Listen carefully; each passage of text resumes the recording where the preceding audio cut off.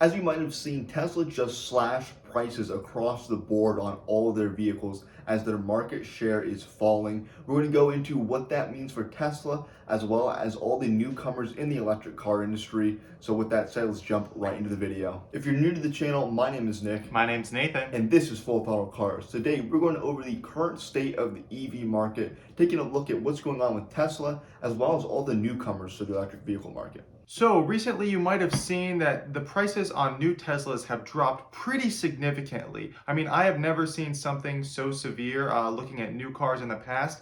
The Model 3 dropped somewhere between 6 and 14% in its new price. Well, the Model Y actually dropped closer to 20%, just right around 19% less. I'll put up a figure on the screen right now so that way you guys can see a breakdown across each of the models and how much they lost. Tesla owners who just bought their cars are not happy, as obviously this is not just affecting the new car sale price, but also the used car market for Teslas. The markets on both of those is going to drop significantly. All right, so this drop in price is undoubtedly due to the declining market share in Tesla right now.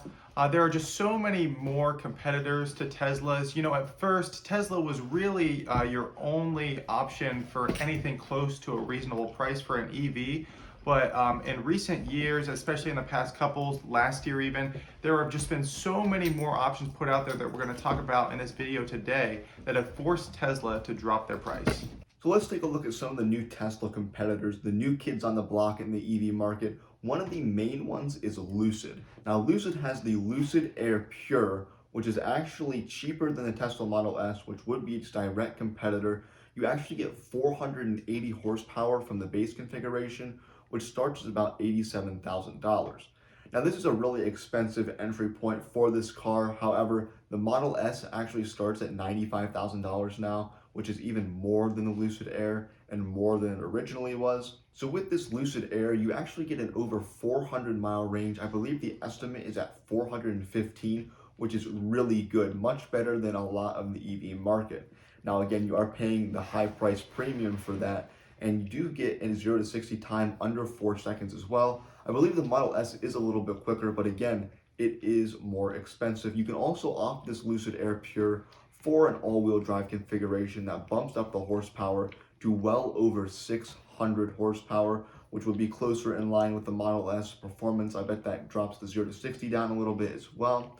But again, this is a direct competitor to Tesla now, which 5 years ago, even a little bit sooner than that, I believe this car just came out within the last couple of years. Tesla had nobody in this space, and now it is just getting flooded by every single manufacturer is pushing into electric, and Lucid has proven to be one of the better ones. Now, Lucid also makes some other Lucid Air models that are higher trim packages as well as higher battery packages.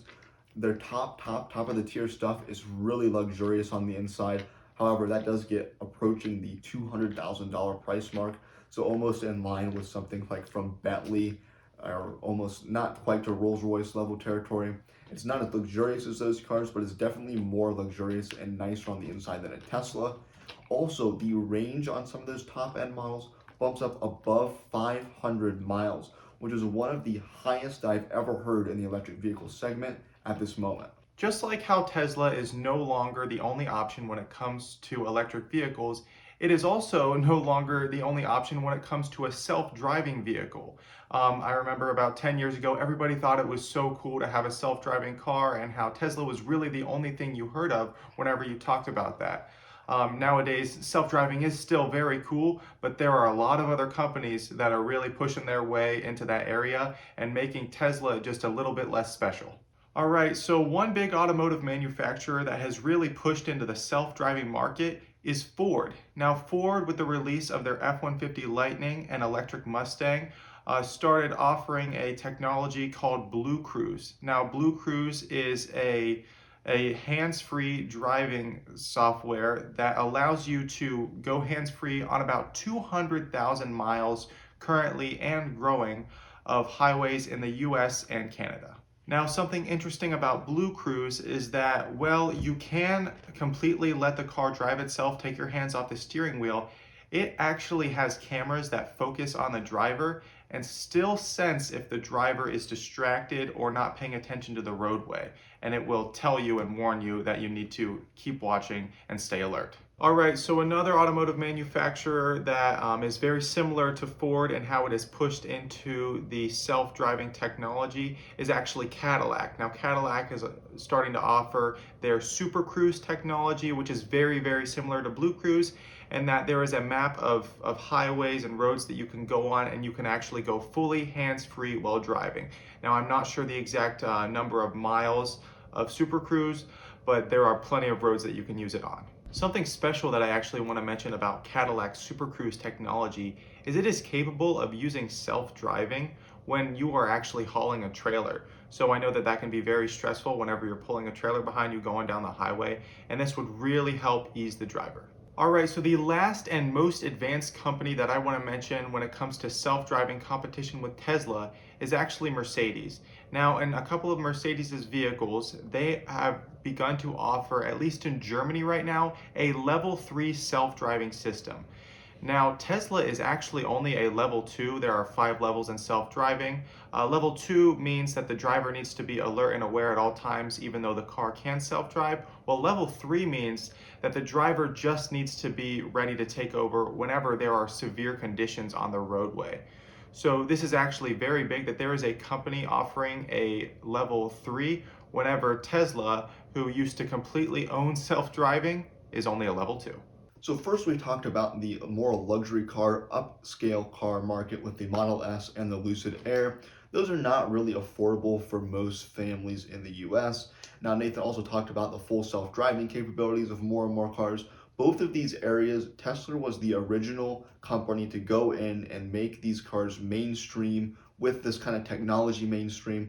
They were also the first to make an affordable electric car with the Tesla Model 3. Originally, those things started at under $40,000. Still, you can get them starting around $44,000 for the very base model. Tesla also made a relatively affordable SUV for the performance and the price with the Tesla Model Y.